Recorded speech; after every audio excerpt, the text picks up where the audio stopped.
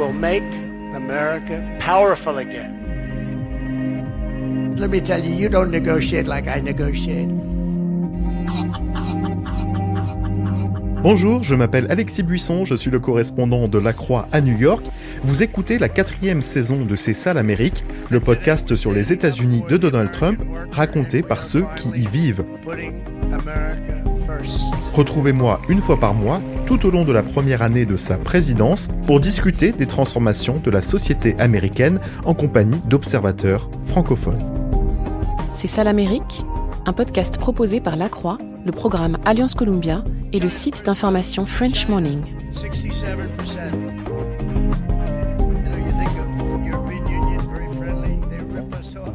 Any one of us could lose our job or lose our insurance, and that's what that program is for. Un mercredi soir d'avril, dans une salle des fêtes de Scranton, commune ouvrière de Pennsylvanie, nous sommes à un rassemblement organisé par plusieurs groupes démocrates locaux.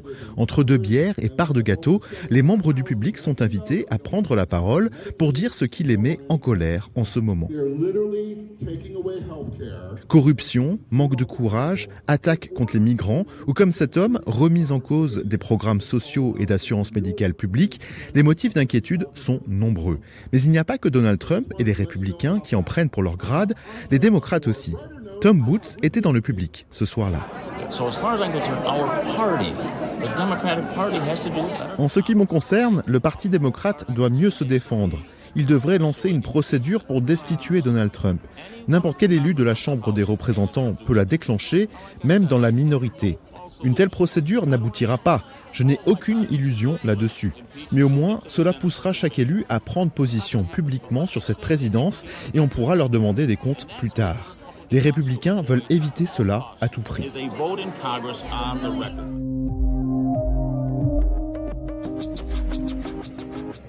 Défait dans la course à la Maison-Blanche, minoritaire dans les deux chambres du Congrès, le Parti démocrate est dans une position peu enviable avant les élections de mi-mandat de novembre 2026, les fameux midterms.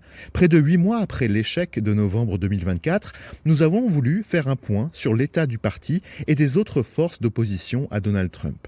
Pour ce faire, nous avons interrogé Tristan Cabello, maître de conférences et historien à l'université Johns Hopkins.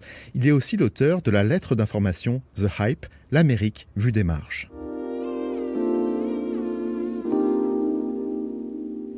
Bonjour Tristan Cabello. Bonjour. Merci, vous êtes un ami de C'est ça l'Amérique. Vous avez participé à presque toutes les saisons de ce podcast. On est ravis de vous accueillir de nouveau, ou plutôt que vous nous accueilliez de nouveau chez vous, pour parler du Parti démocrate et de l'opposition à Donald Trump. On va effectivement commencer par parler de cette opposition au niveau institutionnel, qui est effectivement celle qui se passe au Congrès, que doit en théorie réaliser le Parti démocrate face à Donald Trump. Aujourd'hui, première question, simple et complexe à la fois, est-ce que c'est toujours un parti en crise, le Parti démocrate ? Oui, c'est définitivement un parti en crise et même j'ai envie de dire ce sont plusieurs crises qui se sont empilées les unes sur les autres depuis plusieurs décennies. Moi j'en vois trois principales. Je vois une crise politique, c'est-à-dire que contrairement au parti républicain qui a décidé il y a une dizaine d'années de choisir entre une ligne plutôt populiste et une ligne modérée, le Parti démocrate a toujours aussi entre ces deux lignes, la ligne modérée et la ligne progressiste. Il va falloir à un moment qu'ils fassent un choix. Ils ne l'ont jamais fait et je pense que là, dans les prochaines années, on va voir peut-être une clarification. Le deuxième problème, c'est quand même un problème de message. Le Parti démocrate pense vraiment fondamentalement qu'il a un problème de forme. Moi, je crois que c'est plutôt un problème de fond. Mais en tout cas, ils ne savent pas s'adresser vraiment à leur électorat. Et là, on voit bien, ils essayent de parler dans des podcasts qui s'adressent plutôt à un électorat de la classe moyenne, de la classe ouvrière. Ils essayent de conquérir ces espaces qui ont été quand même un peu monopolisés par, il faut bien le dire, le camp Trump. Enfin, je crois qu'il y a une crise de représentation au sein du Parti démocrate. Il y a des segments de la population qui ont voté pour le Parti démocrate depuis les années 60 et qui, tout doucement, se détachent du Parti démocrate. On le voit bien dans mon milieu, par exemple, le milieu universitaire. Beaucoup, moi, de mes collègues ont décidé, durant ce cycle présidentiel, le dernier cycle présidentiel en 2024, de ne pas voter pour le Parti démocrate. On le voit aussi chez les étudiants. Alors là, c'est plutôt lié, je pense, à la crise des campements pour la solidarité pour la Palestine, où on voit que ces jeunes Américains, plutôt éduqués, plutôt multiculturels, se sont détachés du Parti démocrate. Et puis on le voit dans plusieurs minorités, plusieurs segments des minorités aux États-Unis. Moi, je pense particulièrement à la minorité arabo-musulmane. La minorité arabo-musulmane votait à 90% pour le Parti démocrate il y a encore quelques années. Cette année, enfin au dernier cycle présidentiel, c'était à peu près 30%. Beaucoup d'entre eux se sont réfugiés dans un vote pour des partis minoritaires, des petits partis comme le Parti vert par exemple. Donc on voit vraiment qu'il y a plusieurs crises qui s'empilent les unes sur les autres dans le Parti démocrate et je crois que les 4 prochaines années vont vraiment apporter une clarification.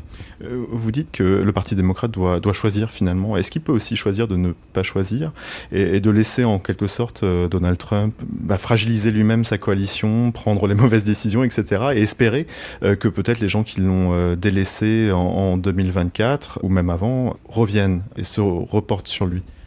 Ça, je crois que c'est le parti qu'ils font en ce moment.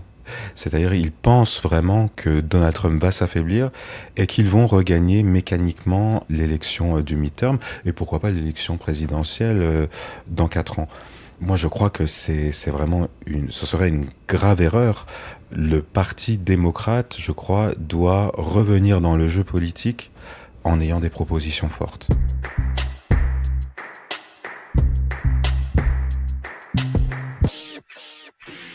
Le grand mystère du Parti démocrate, c'est que ce que l'on sait, d'après les enquêtes sociologiques que l'on a aux États-Unis, que les Américains sont en majeure partie alignés avec leurs valeurs et alignés avec les mesures qu'ils devraient prendre. Or, le problème du Parti démocrate, c'est qu'il n'offre pas ces mesures. On voit que les Américains, ils sont très à droite sur 2 sujets principaux. L'immigration et, disons, la criminalité, la justice. Là, ils sont vraiment très à droite. Et ce sont les propositions dont le Parti républicain, le Parti trumpiste, s'est emparé. De l'autre côté, on voit que les Américains, sur les questions environnementales, sur les questions de société, sur les questions de redistribution de la richesse, sur les questions même économiques, sont en fait principalement à gauche. Mais le Parti démocrate n'essaye pas de refléter cet état de la société américaine. Par exemple, ce que l'on sait, c'est que les Américains, en grande et en majeure partie, ils veulent une assurance santé médicale universelle à l'européenne, disons, du type de ce que l'on a en Angleterre ou en France. C'est ce qu'on appellerait aux États-Unis Medicare for All. Medicare, ça existe déjà, c'est une sécurité sociale universelle pour les plus âgés, c'est-à-dire les gens qui ont plus de 65 ans. Et le Parti démocrate, en tout cas Bernie Sanders, l'aile plutôt progressiste, voudrait l'étendre à tous les Américains, ce qui ferait que les Américains aient une sécurité sociale, une sécurité médicale universelle. Le Parti démocrate a toujours refusé de mettre ça dans son programme. Or, on sait que c'est 70% des Américains qui veulent cette mesure. C'est 49% chez les républicains, donc c'est quand même beaucoup de gens. Ils veulent aussi, par exemple, College for All. Alors, College for All, ce serait quoi ? Ce serait les 2 premières années dans les universités publiques qui seraient gratuites et ce qui permettrait ensuite aux étudiants de transférer dans une école privée, par exemple. Là aussi, le Parti démocrate refuse de mettre ces mesures dans son agenda, dans sa plateforme. Ça, c'est vraiment un grand problème parce que juste avec ces 2 mesures-là, eh bien, il gagnerait les élections. Il faut quand même souligner que la seule fois où le Parti démocrate a gagné l'élection face à Donald Trump, et ils ont déjà eu 3 élections face à lui, c'était quand il y avait un semblant de, disons, d'une plateforme progressiste face à lui, c'était la plateforme de Joe Biden. Joe Biden, c'était pas un progressiste, mais c'est quelqu'un qui a décidé d'inclure dans sa plateforme, dans son programme, des idées de la gauche du parti. Moi, je me souviens de 2 grandes idées, principalement la justice environnementale. Ça, c'était une très grande idée, une idée forte pour séduire la jeunesse de ce pays. Et puis deuxièmement, bien l'annulation de la dette étudiante, ça c'était quelque chose d'énormissime pour les étudiants et pour les Américains. Vous mentionnez Bernie Sanders, qui est en train d'entreprendre une tournée à travers plusieurs États américains, en compagnie parfois d'Alexandria Ocasio-Cortez. Ce sont deux figures de la gauche progressiste. Et on voit effectivement au sein du parti cette tension entre progressistes, modérés. Votre sentiment, c'est que quand même, c'est le progressisme qui va apporter une réponse au Trumpisme, plutôt que les démocrates qui sont plus dans la modération, qui vont plutôt effectivement chercher à ramener le parti vers le centre, voire même sur les terres de Donald Trump. Alors, moi, je pense que c'est une option, disons, populiste de gauche qui pourrait ramener les électeurs vers le Parti démocrate, mais ça n'est pas ce que le Parti démocrate pense. Le Parti démocrate pense vraiment qu'il faut une option, disons, modérée, centriste de gauche, pour ramener les électeurs vers lui. C'était très frappant, par exemple, lorsque Kamala Harris a fait son grand retour sur la scène nationale récemment, fin avril 2025. Elle a donné un discours, elle a fait un discours qui signait son grand retour. Et le discours qu'elle avait, c'était « Donald Trump est une anomalie finalement, et nous allons revenir à ce que nous connaissions, c'est-à-dire l'ordre démocrate de Biden et de Harris. » Bon, les Américains ont dit non à cet ordre démocrate.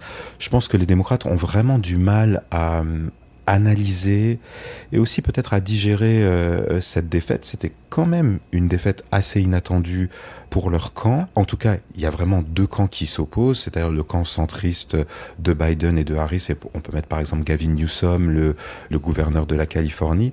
Puis de l'autre côté, bon, un camp par exemple plutôt aligné avec Bernie Sanders, qui a dit qu'il ne se représenterait pas à l'élection présidentielle, parce qu'il est trop âgé, je crois qu'il a 83 ans.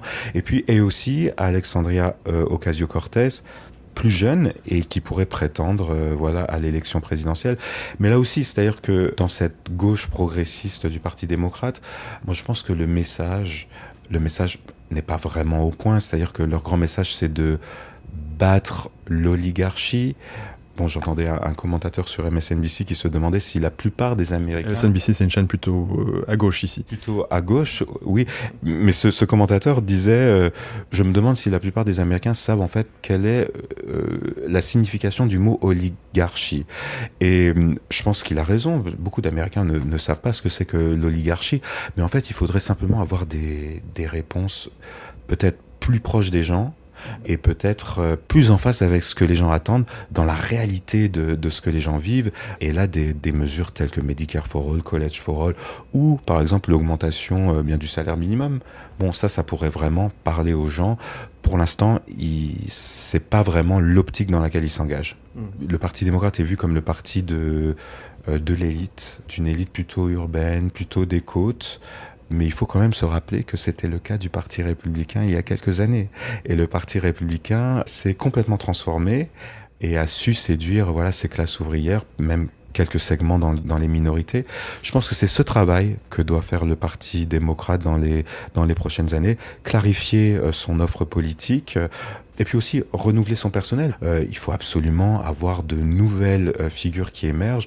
Là, on voit par exemple une représentante au Congrès, Jasmine Crockett, qui devient de plus en plus visible. On voit par exemple que AOC devient de plus en plus visible. Mais c'est vrai que les éléphants du parti, disons, s'accrochent à leur poste, que c'est un parti finalement qui a du mal à renouveler, contrairement à ce qu'a fait Trump dans le Parti républicain, encore une fois, à renouveler son personnel politique. Donc il y a plusieurs chantiers qui s'ouvrent là au Parti démocrate, et vraiment les 4 prochaines années vont apporter quelques solutions.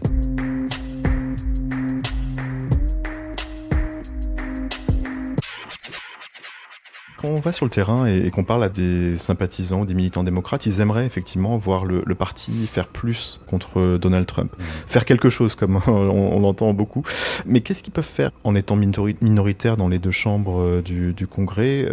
Quel genre d'opposition, finalement? Quels sont leurs leviers institutionnels à leur disposition pour s'opposer à Donald Trump? Alors, ils ont pas beaucoup de leviers, en fait, et sur ça, ils ont raison. Le Parti démocrate, c'est un parti qui pense qu'il a un problème principalement de forme. C'est-à-dire, ils pensent que vraiment, ils ne s'adressent pas à leurs électeurs électeurs, de la manière dont ils devraient s'adresser. Et donc c'est pour ça qu'ils mettent beaucoup l'emphase, beaucoup l'accent sur la forme. Alors, on a vu par exemple Cory Booker, sénateur du New Jersey, qui a fait un long discours de 26 heures à la Chambre des représentants, qui était très bon, qui était très fort, mais dans lequel il n'y avait pas beaucoup de propositions en fait. On voit qu'il s'oppose de manière un peu cosmétique au Parti républicain. Or, moi je crois que fondamentalement ce qu'il devrait faire, c'est vraiment engager déjà la bataille des midterms, engager déjà la bataille de la présidentielle, mais pas sur la forme, vraiment sur le fond. Et encore une fois, proposer au peuple américain des mesures qui pourraient faire en sorte qu'ils revotent pour eux. Et c'est pas gagné. Donc moi je crois que vraiment là il y a une crise d'identité dans le Parti démocrate. Il faut y apporter une solution. La solution, c'est pas de faire plus de podcasts, c'est pas de faire des discours de 25 heures, c'est pas de revenir comme Kamala Harris l'a fait dans une organisation plutôt féministe. Non, moi je crois que c'est vraiment répondre aux attentes des gens, puisque les gens sont déçus par la présidence de Trump. Là, il y a vraiment un boulevard qui s'ouvre devant eux. Il faudrait pas simplement attendre que les gens soient déçus de Donald Trump et qu'ils revotent pour eux, parce que moi je crois que ce que les gens vont faire au midterm, s'il n'y a pas d'offre démocrate qui soit plus lisible, c'est que les gens vont rester chez eux. This is my first time protesting at a Tesla dealership. Yes. So why was it important to come out here? Avant de retrouver Tristan Cabello, faisons un détour par le quartier du Meatpacking à New York. Nous sommes à une manifestation devant le concessionnaire Tesla de Manhattan, une parmi des centaines ce jour-là dans tout le pays. Ces mobilisations visent à protester contre Elon Musk, patron multimilliardaire du fabricant de véhicules électriques que Donald Trump a chargé d'effectuer des coupes drastiques dans les dépenses fédérales. Lancées sur le réseau social Blue Sky, ces manifestations constituent l'une des formes d'opposition qui ont vu le jour pendant le second mandat de Donald Trump. Elles ont été vues comme responsables, du moins en partie, de la baisse des ventes de Tesla aux États-Unis et de la mise en retrait récente d'Elon Musk. On écoute Jesse Mattison qui participait ce jour-là à sa première manifestation contre l'entreprise et son dirigeant.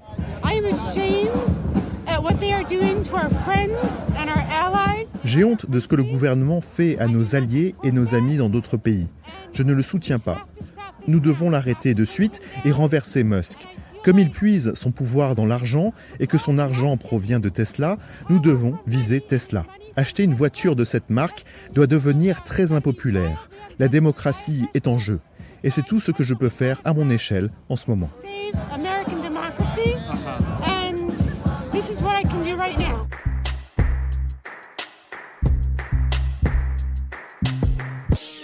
En quoi cette opposition de la rue est différente, selon vous, de celle qui s'est passée, celle qui s'est produite en 2017, quand Donald Trump est arrivé au pouvoir ?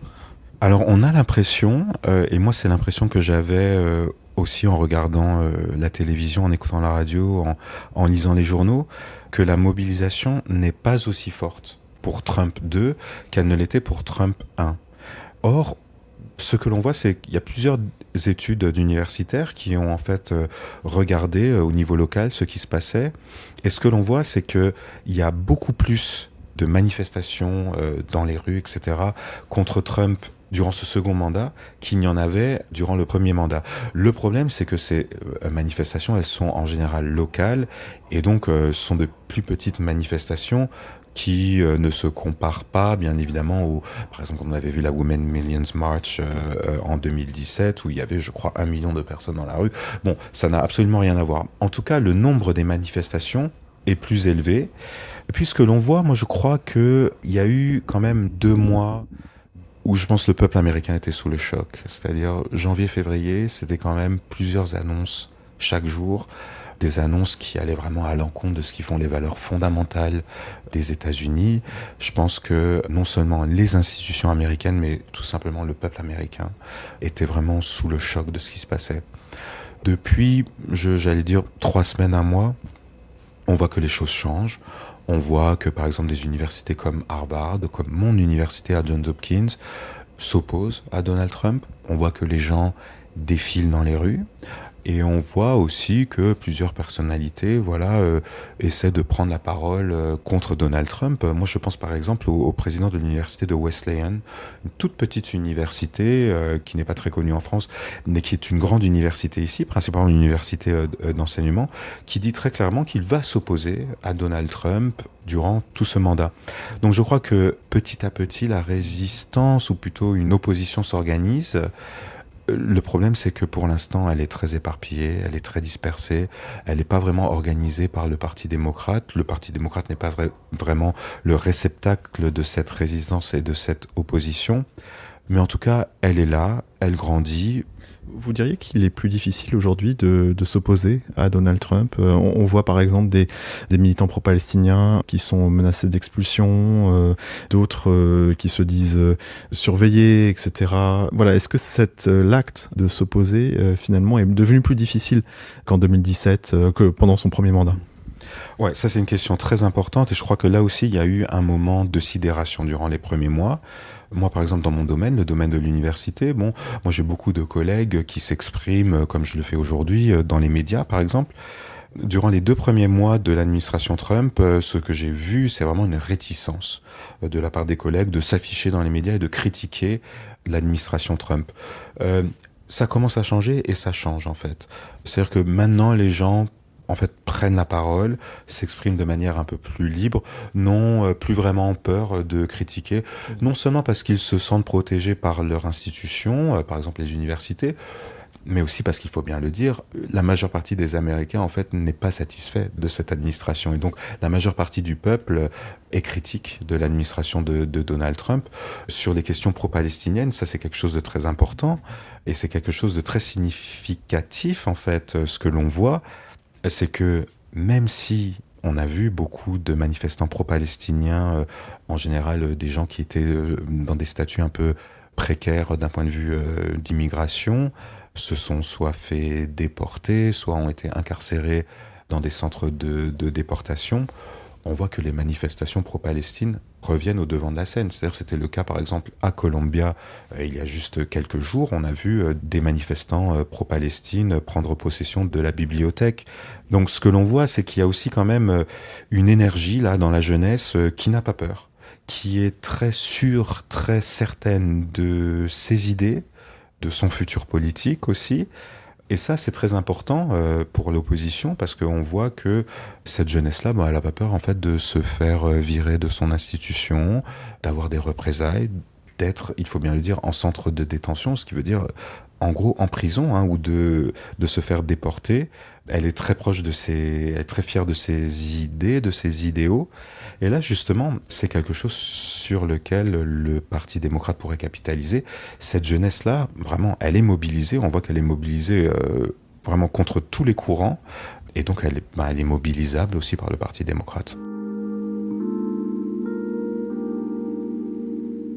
Est-ce que cette mobilisation à laquelle on assiste dans la rue, est-ce qu'elle est efficace? Est-ce qu'il y a quand même des signes qui montrent que le gouvernement Trump, même s'il est très, très dur par beaucoup d'égards, entend cette mobilisation, réagit à cette mobilisation? Alors, je ne suis pas sûr qu'il y ait une corrélation de cause à effet là, mais ce que l'on voit, c'est que le gouvernement Trump a de toute façon rétropédalé sur bien des sujets. Dans mon domaine, le domaine de l'université, on a vu il y a quelques semaines plusieurs étudiants se faire révoquer leur statut migratoire, c'est-à-dire leur visa pour pouvoir étudier aux États-Unis. Dans ma propre université, on a eu 37 étudiants qui se sont vus révoquer leur statut migratoire, c'est-à-dire leur droit de rester sur le sol américain et qui devaient partir d'eux-mêmes ou être expulsés. Après des semaines de manifestations, des semaines de contestations dans les tribunaux, à ma propre université, donc je ne sais pas ce qui se passe dans les autres universités, mais le cas semble être assez répandu, 36 étudiants sur ces 37 ont eu leur statut immigratoire, leur statut de migration réinstallé, comme on dit aux États-Unis, c'est-à-dire de nouveau, ils sont tout à fait légalement sur le territoire américain. Donc on voit qu'il y a beaucoup d'annonces qui sont faites un peu tonitruantes, un peu qui vont à l'encontre de beaucoup des idéaux américain, j'ai envie de dire. Et puis, face à la contestation, mais aussi face à la contestation dans les tribunaux, on voit que l'administration revient souvent en arrière. Et ça s'est passé sur beaucoup de sujets. Alors, je crois que ce qu'il faut vraiment rappeler aux auditeurs, c'est que Donald Trump n'est pas un président populaire. Donald Trump, c'est en fait un des présidents les plus impopulaires dans ses premiers jours de mandat de l'histoire des États-Unis. Le seul qui le battait, c'est en fait Donald Trump premier. Donc, il faut vraiment rappeler que Donald Trump, c'est quelqu'un qui a bien évidemment gagné l'élection présidentielle, ça, il n'y a absolument aucun doute. Mais il faut quand même rappeler que lorsque l'on regarde les enquêtes sociologiques, même lorsque l'on regarde en fait les résultats de l'élection, si on ajoute les gens qui se sont abstenus et les gens qui ne se sont jamais inscrits sur les listes électorales, on arrive pratiquement à un Américain sur deux, en fait, qui n'a pas voté à cette élection présidentielle. Et puis après, on voit que Donald Trump n'a même pas gagné la moitié de ses électeurs, c'est un peu moins de 25%, et puis Kamala Harris a gagné un peu moins de 24%. On voit qu'ils sont vraiment très proches. Donald Trump, c'est indéniable, a gagné l'élection. C'est même d'ailleurs une performance parce que il a gagné tous les États pivots et puis il a gagné le vote populaire qu'en général les républicains ne gagnent pas. Mais on peut pas dire que la vision du monde de Donald Trump est dominante dans la société américaine. Ça, on peut vraiment pas le dire. Et on le voit là dans les sondages. Donald Trump, c'est pas quelqu'un qui fait l'unanimité. Bien au contraire, c'est quelqu'un qui a une majeure partie des Américains contre lui. Et là aussi, c'est très difficile pour le parti. C'est aussi assez surprenant de voir le Parti démocrate ne pas savoir capitaliser sur ce manque d'appétence pour la présidence Trump aujourd'hui.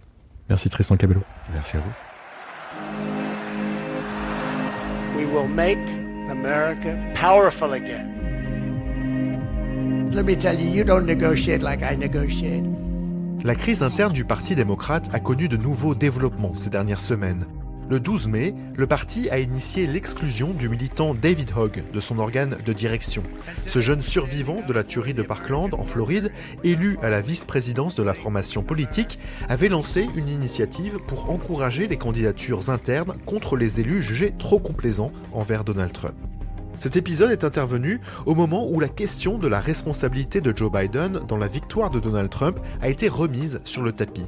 C'est un sujet épineux pour le parti, divisé entre désir de tourner la page et critique de l'ancien président, accusé de ne pas s'être retiré plus tôt.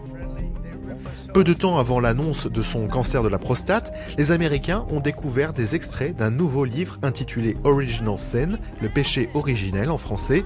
Écrit par des journalistes de CNN et du site d'information Axios, il raconte le déni de l'entourage de l'ancien président sur le déclin de ses facultés avant la présidentielle de 2024. Dans le livre, David Plouffe, l'un des artisans de la victoire de Barack Obama en 2008 et conseiller de Kamala Harris pendant sa campagne, a été très clair sur les raisons de la victoire de Donald Trump. Tout est de la faute de Biden, a-t-il dit aux auteurs. Il nous a complètement foutus en l'air. Fin de citation. Je vous remercie d'avoir suivi cet épisode de C'est ça l'Amérique. On se retrouve le mois prochain. This is going to be great television, I will say that. And we will make America great again. Thank you very much. God bless you all. Thank you.